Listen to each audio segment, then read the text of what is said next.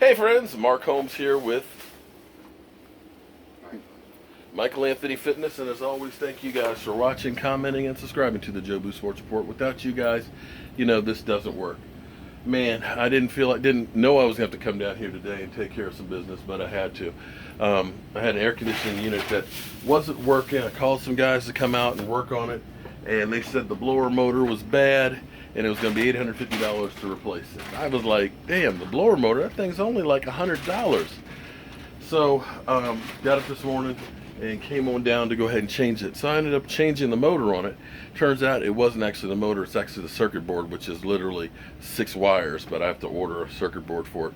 But at least for the person, I've got the fan blowing continuously with the outdoor unit, so at least it'll get cool.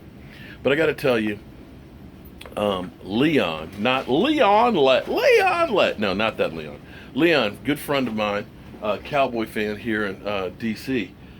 He sends me links to stuff all the time, and he sent me a clip of Kris Richard, and I got to tell you, I got a guy crush on Kris Richard. The way he coaches is incredible. How the hell did Seattle decide not to keep that guy? I'm sorry. That to me, now again, we haven't played any games yet, right, Mike? So we don't know for sure, but I got to tell you, you look at the attitude of these guys that are out there. You look at how these guys are coming together. Now, we'll see if that translates to victories, but I realized something. See, I'm old, and I don't know if I've got Alzheimer's setting in or whatever, but I forget things, and then something will click and it'll remind me of it. And I remember after seeing that clip of him, and he's talking about, he's literally like ready to run through a brick wall. And I realized something I talked about when he was first hired, and I said would be incredible to have, is to take Rod Marnelli and have him focus on the defensive line, because Rod Marnelli does some incredible stuff with our defensive line. He has taken guys, and I'm not talking about guys that you looked at and said, yeah, that's a great pass rusher, and had him do well. He's taken guys that were nobodies that nobody thought about and turned them into incredible pass rushers. Case in point, a guy like George Selvey, I use this example all the time, but George literally played at 4 different teams and only had 3 sacks in 4 years. But yet, under Rod Marnelli, he got 8 sacks one season. Went to the New York Giants, didn't bust a grape, but got paid. Or look at Jason Hatcher. Jason Hatcher had 11 sacks underneath Rod Marnelli. Before that, he was a 3-4 year sack guy. Left him, back to 3-4 sacks for the Redskins. Got paid. But you see what I'm talking about here. So I said, if you can get Rod Marnelli just to focus on the pass rushers and have Kris Richard get that defensive backfield in there similar to what you had with the Legion of Boom, we would be in incredible shape. And I realized after going to practice, that's exactly what's going on. Rod Marnelli was over there with the sled and the defensive linemen and everything else. He's getting older now. He's getting up there. When you're using dinosaur references, you're definitely old. But you can see the pressure garment sock that he's got on there. He's got a bad hip and things. And he's slowly transitioning his way into retirement.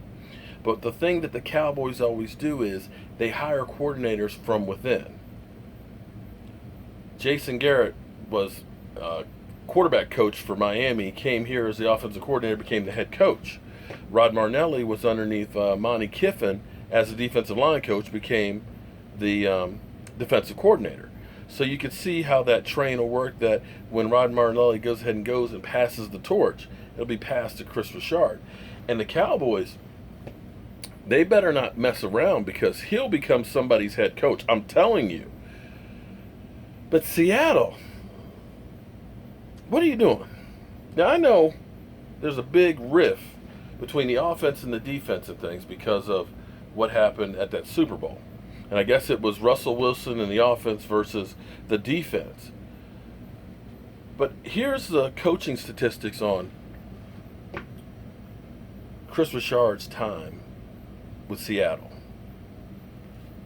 Number 1 in point scoring, number 1 in point scoring, number 1 in point scoring defense. He fell back to 4 and fell back to 13 this past year, but was still, let's look at this now. He was still 13th, losing Cliff Avril, Sheldon Richardson, Cam Chancellor, as well as Richard Sherman. He still got that production out of those guys, missing 4 starters.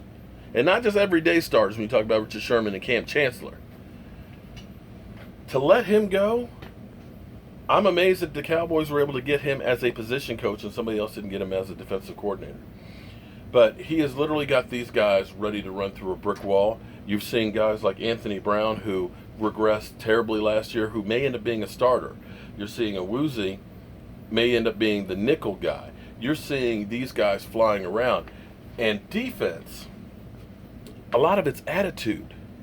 And you see that they're getting that little edge, getting that little Richard Sherman-ish, you know, where we're coming to take you guys out. And we're going to tell you we're going to take you guys out. I love it. I absolutely positively love it. He may end up being the biggest acquisition that we have gotten this offseason. He's that good. So I'm excited as can be. I'm hoping that we have a great season. And if our defense can get up just a few more notches and start taking the ball away, because let's face it, guys, we suck at taking the ball away. If they can get that edge and that mentality that we're going to take the ball, we're going to be in good shape, guys. So we're done here. We're going to get our butts up the road. So I will see you guys back in the man cave. Hope you guys have a great day. Don't work too hard. And tomorrow we'll have a practice game. See you guys soon.